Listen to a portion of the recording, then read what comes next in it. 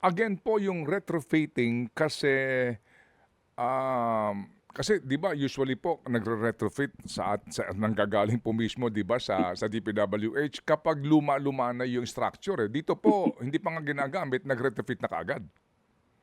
Yun na nga this is why we are actually looking into, the technical reasons why it has to be retrofitted. One of the reasons na binigay nung nag-report actually that it has to be yung seismic design parameters have to be adjusted because of the new code, yung mga ganon. And Oo. plus, of course, there are actually tinitingnan din yung basic design.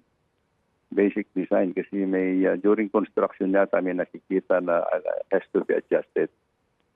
Mhm. Pero hindi ho ba kahit na kumuha kayo dito ang DPWH technically po kapag kumuha kayo ng isang, designer ng tulay, eh, 'di ba Mm. kayo mismo meron kayong mga structural engineers diyan sa DPWH, 'di ba? Yeah, meron naman. Meron din, meron. Sa, Mm. sa Mm. design, sa Bureau of Design, it has to be reviewed. But actually, Mm. we rely actually on the initial design computations of the Mm. consultant, Mm. and I think inapprove naman inapprove na yung basic design initially. Mm. Initially, yeah. But it doesn't mean that if it is even approved by the department, Mm. the liability of the designer is still stands with him.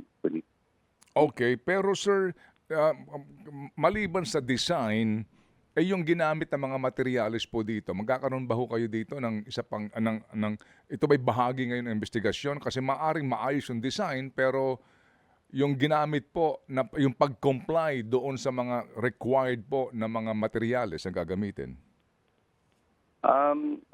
There is nothing ba na i-report dun sa initial report nila that it seems na these were supervised and this was constructed in accordance with specifications in Mhm. the engineering design naman. Opo, opo, opo.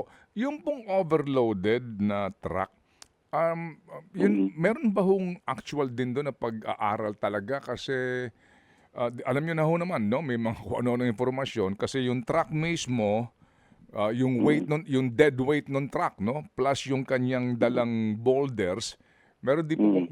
meron din may question sa 100 tons na bigat 100 nito, tons, eh. yes. Opo, opo. Yes. Meron ho bang ano dito din, actual din po na na pag-aaral po sa Yes. investigasyon kung totoong 100 tons yung bigat ng truck?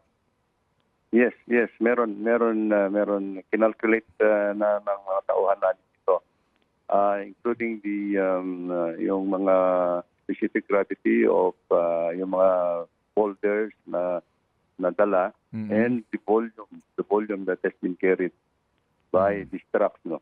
Ang nangyari at dito, Ted, is actually tatlong vehicles itong magkakasunod, no. It's a convoy.